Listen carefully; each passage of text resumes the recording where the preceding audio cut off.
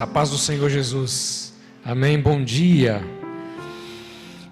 Que bom poder participar desse culto tão lindo e chegar no momento tão especial da recepção de novos membros. Irmãos, a igreja está viva, viu? Se o diabo pensa, ele e os seus comparsas, de que fechar as portas de templo de igreja vai matar a igreja, ele está dando um tiro no pé. Porque historicamente, a igreja de Jesus, sempre quando houve qualquer tipo de perseguição, ela cresceu, ela se desenvolveu, e é assim que ela vai continuar, porque o nosso líder não está morto, Jesus está vivo, e ele continua dirigindo a sua igreja. Dá um glória a Deus aí, aleluia. Eu quero compartilhar com você Lucas capítulo 23, versos 33 até 47.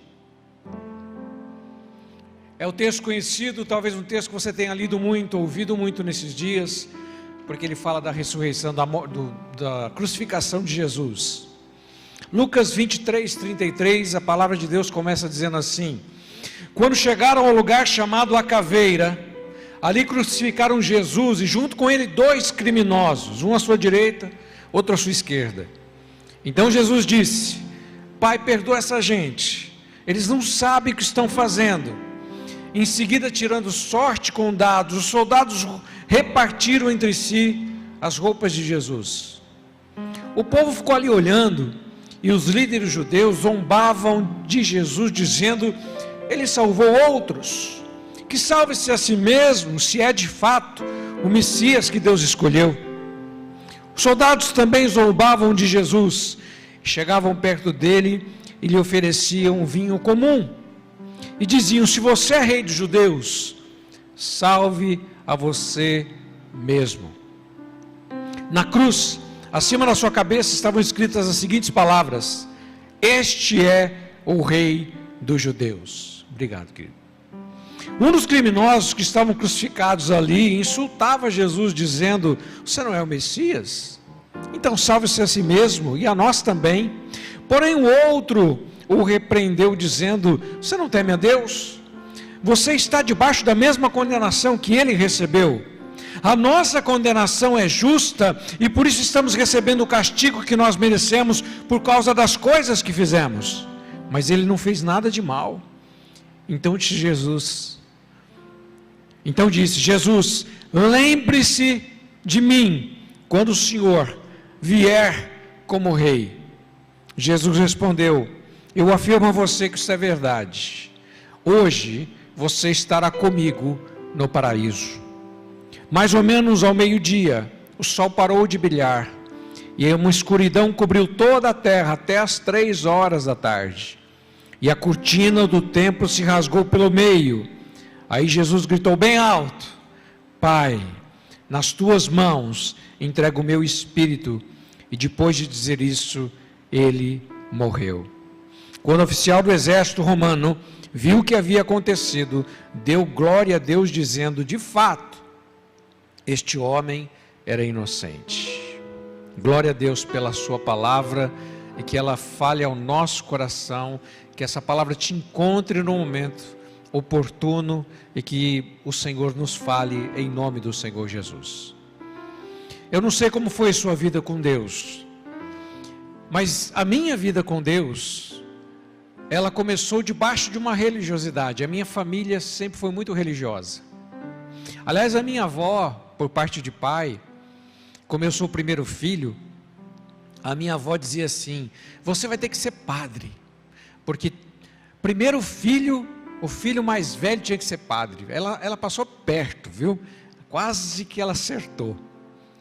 Não me tornei padre, mas eu tinha um chamado de Deus na minha vida, que chegou lá pelos 19, 20 anos de idade. Mas por todo esse tempo, eu vivi uma religiosidade, pensando que Deus abençoa aquela pessoa que fazia por merecer. Então, como eu era muito peralta, eu mesmo na minha adolescência, que na infância a gente ia para a igreja porque os pais levavam, mas quando cheguei na adolescência, eu passei a igreja sozinho. Eu ia à igreja aos sábados para ajudar a freira a limpar a igreja. Mas eu fazia isso porque eu tinha medo de Deus. Eu fazia isso porque eu achava que Deus ia me tratar segundo a minha religiosidade. E eu tinha medo, como eu era peralta, eu aprontava durante a semana, eu ia tentar lá no sábado, e quem sabe ver se Deus quebrava o meu galho.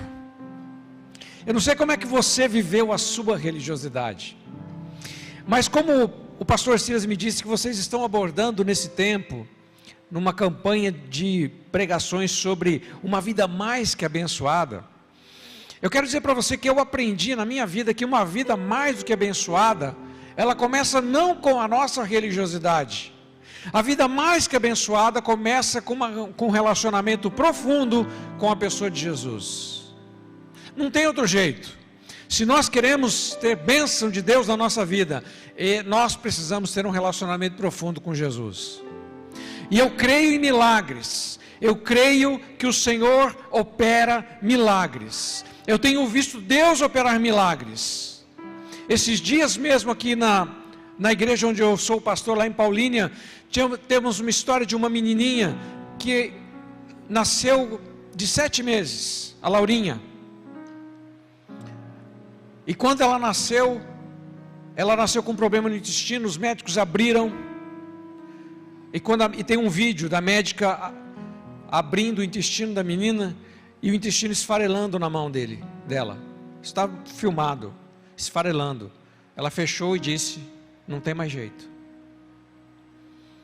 E a igreja, não só a nossa, mas várias igrejas, muitas igrejas, pelo Brasil inteiro, o pessoal começou a orar pela vida da Laurinha. E aí os médicos estavam tratando eu esqueci do termo que eles usam, mas é aquele termo que você vai dando tratamento paliativo para ver até quando vai viver. Bom, ela nasceu de 7 meses, ela ficou 9 meses na UTI. Ela ficou mais tempo na UTI do que ela ficou na barriga da mamãe. Mas chegou um dia que os cuidados paliativos estavam sendo dados. De repente um dia essa menina faz cocô. E aí os médicos viram ué, como que pode? Não tinha intestino. Eles abriram de novo. E tinha intestino lá. Tinha intestino lá. E aí os médicos começaram a ficar todos, como que isso pode acontecer? Hoje a Laurinha está em casa. Ela saiu da UTI. E hoje ela está vivendo com o papai e com a mamãe. E, na verdade ela fez 1 ano, faz pouco tempo atrás aqui. Poucos meses atrás. Deus opera milagres, irmãos. Deus opera milagres, Ele ainda continua operando milagres. Mas nós sempre vamos reportar os milagres à vontade de Deus. Sempre. E eu creio nesse Deus que ainda opera milagres. Mas deixa eu te dizer uma coisa. O maior milagre não é o que Jesus tem feito hoje. O maior milagre foi aquilo que Ele já fez. Porque tudo que Jesus fizer por nós hoje, Ele ainda faz, eu creio, ainda é por pouco tempo. E eu vou dizer que ainda é um cuidado paliativo de Deus, porque um dia todos nós vamos morrer. Portanto, o que Jesus faz por nós é bênção, é importante, Ele faz, mas o mais importante foi aquilo que Ele fez na cruz do Calvário, porque o que Ele fez na cruz garante não só o cuidado desta vida, mas nos projeta para vivermos a eternidade com Ele. E esse é o maior milagre que Jesus conquistou para nós na cruz do Calvário, a vida eterna que Ele nos dá gratuitamente. E esse texto que nós lemos, você tem 2 formas de olhar esse texto. Você pode olhar para esse texto com o olhar da humanidade, porque as pessoas que estavam vendo Jesus crucificado estavam tendo um tipo de visão, e o texto relata o que o ladrão estava falando, o texto relata o que os líderes religiosos estavam falando. Eles estavam tendo uma visão humana daquela cena lá no Monte Calvário, no Monte da Caveira. A cena que eles estavam vendo era um olhar de derrota, um olhar de tragédia, um olhar de frustração, porque esse é o olhar humano para a crucificação de Jesus, de derrota, de perda, de frustração. Mas você pode ter um outro olhar sobre a cruz. Você pode ter o olhar espiritual. E você entender que quando você olha para aquela cruz, você vai ver conquista. Ou conquistas. Você vai ver substituição. Você vai ver o presente da vida eterna. E eu quero convidar você para olharmos para esta cena que Lucas relata com os nossos olhares espirituais e com o olhar de Deus para aquela cena, a cena da crucificação. A cruz garante uma vida mais que abençoada, porque a cruz garante uma vida que vai além desta vida. A média de vida do brasileiro hoje está em 72 anos para os homens e 74 para as mulheres. Portanto, se você tem mais do que isso, dê glória a Deus. Está fazendo hora extra já. Brincadeira, né? Que Deus te leve até os 100. Mas talvez muitos poucos passarão de 100 anos vivendo nessa terra. Só que depois dessa vida existe uma eternidade. A eternidade não tem fim. Então Deus está muito mais preocupado com a nossa eternidade do que com a nossa vida aqui, porque a nossa vida aqui é finita. Mas aqueles que começam um relacionamento com Jesus nessa vida e que morrem no Senhor, continuarão esse relacionamento para a eternidade. Você crê nisso? Crê nisso? Então, como o pastor Silas sempre diz, garra com Jesus. Essa é aí que você diz, né, pastor? Garra com Jesus aí. A vida mais que abençoada, ela parte do reconhecimento de que Deus não nos trata segundo os nossos pecados. Verso 34 diz, contudo Jesus dizia, Pai, perdoa-lhes, porque eles não sabem o que fazem. Deus não deixa você colher, ou mediante toda a sua desobediência, porque nós colhemos muitas vezes frutos da nossa desobediência. Muitas vezes não, sempre colhemos fruto da nossa desobediência. O pecado tem consequência, gente. O pecado não é brincadeira, não. Ele traz consequência para a nossa vida espiritual, física e para todas as áreas da nossa vida. Mas a misericórdia de Deus não permite, ou não nos permite sermos tratados segundo os nossos pecados, porque Deus atribuiu um valor para nós, que é um valor que Ele atribuiu, que não tenha nada a ver com nossos méritos. Não existe qualquer tipo de meritocracia no reino de Deus, porque o amor de Deus foi dado para cada um de nós, de forma igualitária. Deus me ama, assim como Ele te ama, como Ele ama aquela pessoa que agora, nesse momento, está talvez se drogando, que nesse momento está completamente apostatado, que está na vida da impiedade. O amor de Deus é igual para todas as pessoas. Por isso João diz, Deus amou o mundo de tal maneira. É o mundo que crê nele e o mundo que não crê. Porque se Deus fosse nos tratar segundo os nossos pecados, nenhum de nós seria digno de herdar o reino de Deus.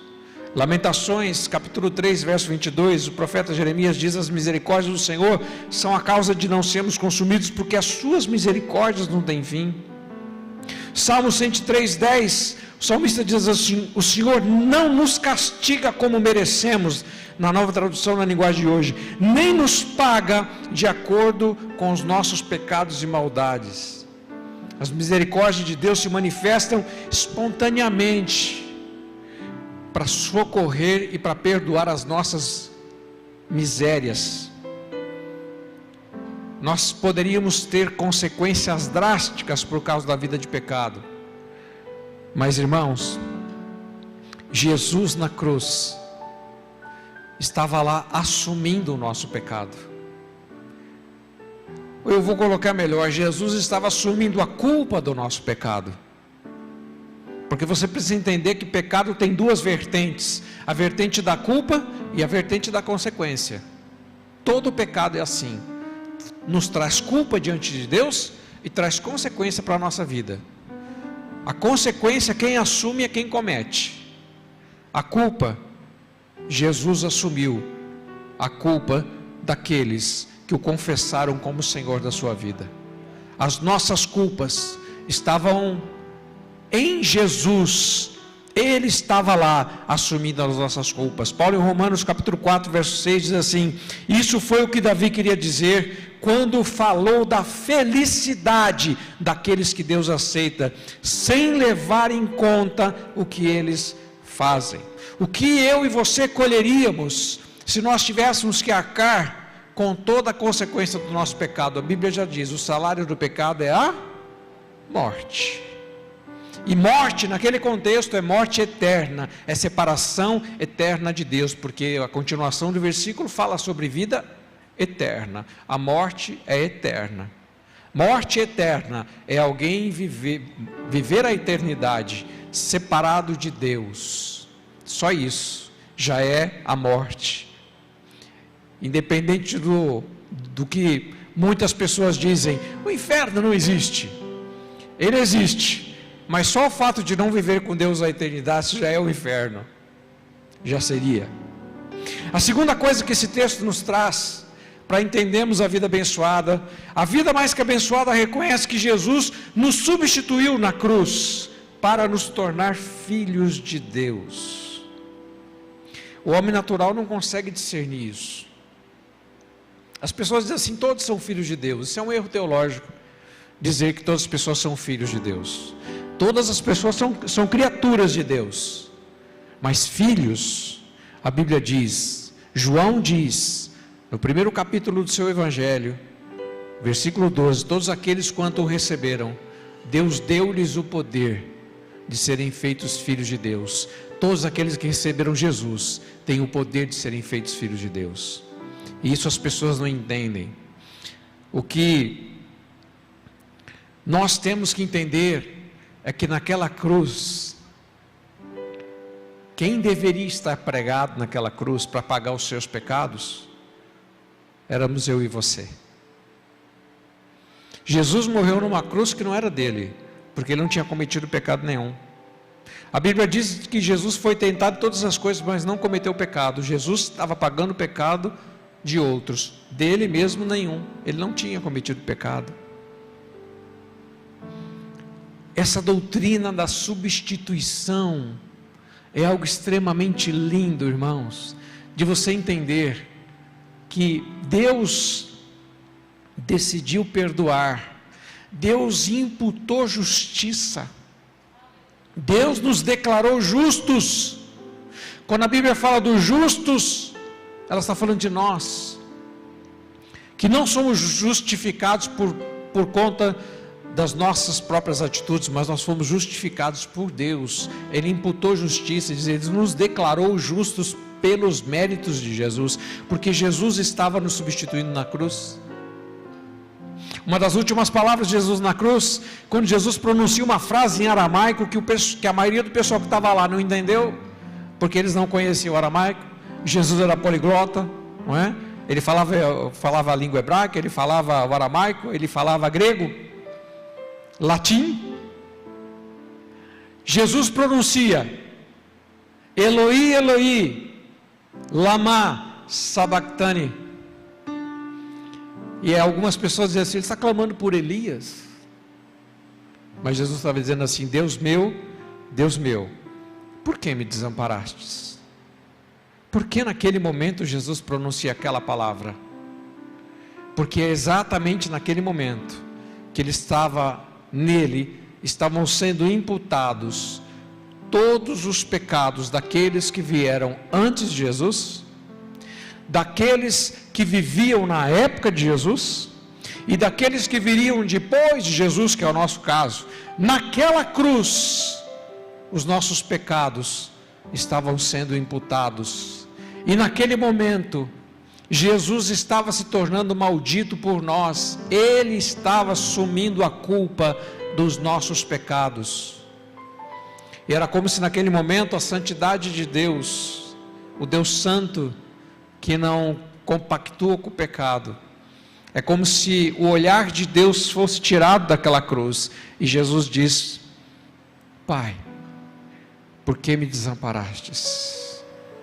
Naquele momento, Ele estava assumindo os nossos pecados. O apóstolo Pedro, na sua primeira carta, capítulo 2, verso 24, ele diz: levando ele mesmo em seu corpo os nossos pecados sobre a cruz, para que, mortos para o pecado, pudéssemos viver para a justiça, e pelas suas feridas fostes sarados. O apóstolo Paulo, em 2 Coríntios capítulo 5, verso 21, diz: em Cristo não havia pecado, mas Deus colocou sobre Cristo a culpa dos nossos pecados, para que nós, em união com Ele, vivamos de acordo com a vontade de Deus. Jesus nos substituiu, Jesus assumiu o nosso lugar, Jesus morreu para que eu e você pudéssemos ter vida, Jesus enfermou para que eu e você pudéssemos ter cura, Jesus se fez maldição por nós para que nós pudéssemos ser livres de qualquer maldição. Ele tomou o nosso lugar naquela cruz. Aquela cruz não era dele, era nossa. Nem o túmulo que Jesus foi enterrado era dele, foi emprestado. Mas ele estava assumindo o nosso lugar. E a vida mais que abençoada reconhece o sacrifício vicário. Esse termo vicário quer dizer substitutivo. Jesus nos substituiu. Para finalizar, os versos 42 e 43, a vida mais que abençoada repousa na certeza de que a morte do crente não é um fim, mas é um começo. Eu vou repetir: a vida mais que abençoada repousa na certeza de que a morte do crente não é um fim, e sim um começo. Você crê nisso? Jesus disse para o ladrão que o aceitou: hoje você vai estar comigo no paraíso. Sabe por quê, irmãos? Só porque ele reconheceu Jesus como Senhor. Não deu tempo dele ser batizado, não deu tempo dele assumir membresia da igreja, ele não deu tempo de ser recebido como membro, não deu tempo.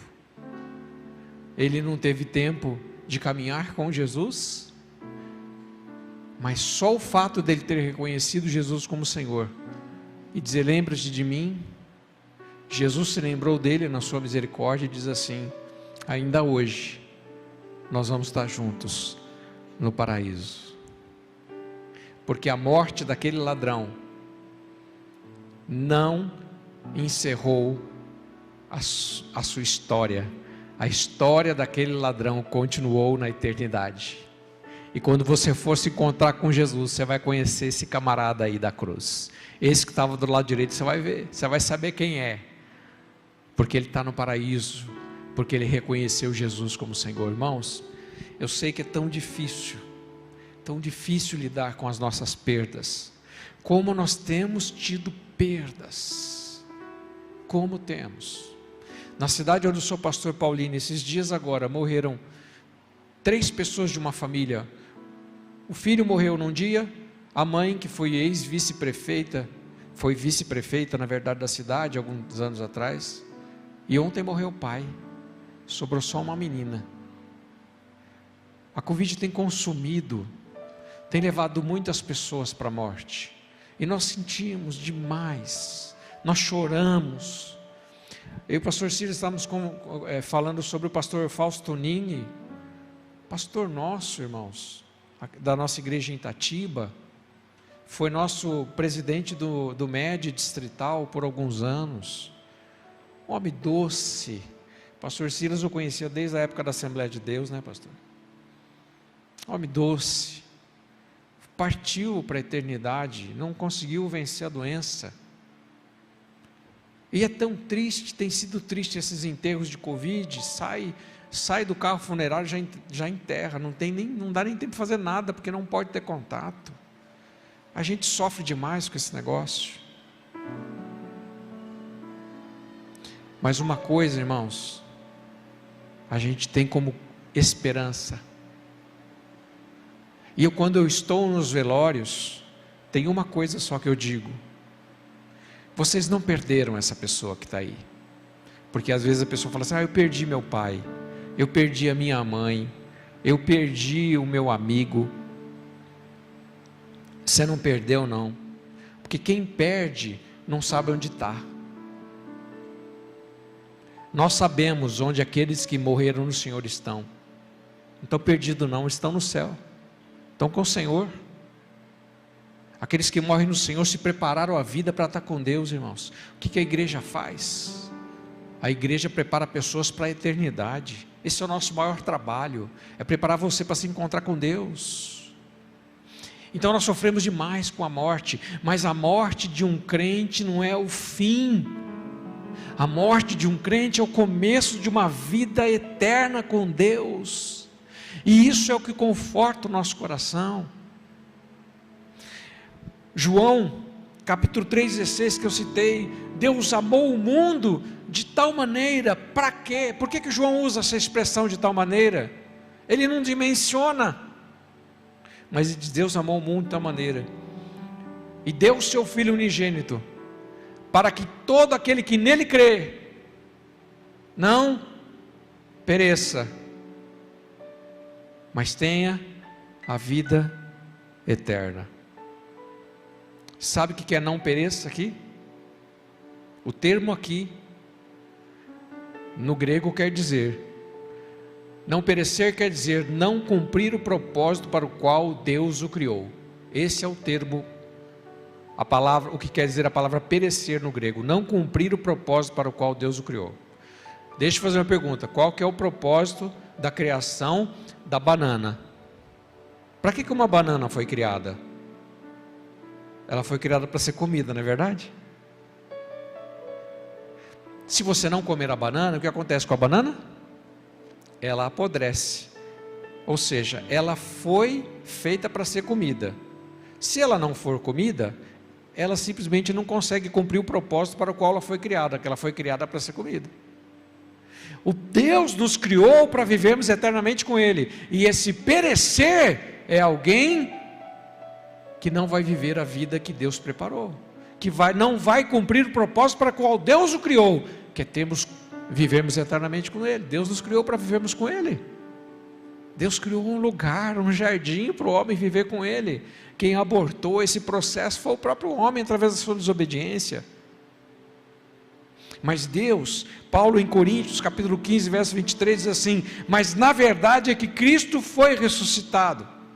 Isso é a garantia de que os que estão mortos também serão ressuscitados. Porque assim como por meio de um homem veio a morte, assim também por meio de um homem veio a ressurreição. Assim como por estarem unidos com Adão todos morreram, assim também por estarem unidos com Cristo todos ressuscitarão. Se você crê, diga glória a Deus, porque nós vamos ressuscitar com Cristo. A nossa vida está garantida, e nós somos convidados para olhar para aquela cruz vazia, com o olhar daquilo que Jesus fez, com o olhar espiritual, não com o olhar humano, mas com o olhar espiritual. E aquela cruz vazia nos fala muito hoje, irmãos. Ela nos diz que Jesus está aqui agora, não é verdade? O cristianismo é a única religião que existe em que o seu líder continua vivo, dirigindo a igreja. Os líderes das outras religiões todos estão mortos, e você vai saber onde está o sepulcro dele, onde ele está enterrado. Mas o sepulcro que Jesus foi enterrado está vazio. A cruz que Jesus foi preso está vazia. Ele está vivo. Ele está vivo e Ele está aqui conosco. 1 Coríntios 15, 54 a 57, assim, quando este corpo mortal se vestir do que é imortal, quando esse corpo que morre se vestir com o que não pode morrer, então acontecerá o que as Escrituras sagradas dizem: a morte está destruída. A vitória é completa. Onde está, ó morte, a tua vitória? Onde está, ó morte, o teu poder de ferir? O que dá a morte, o poder de ferir, é o pecado, e que o que dá ao pecado o poder de ferir é a lei. Mas agradecemos a Deus que nos dá a vitória por meio do nosso Senhor Jesus Cristo.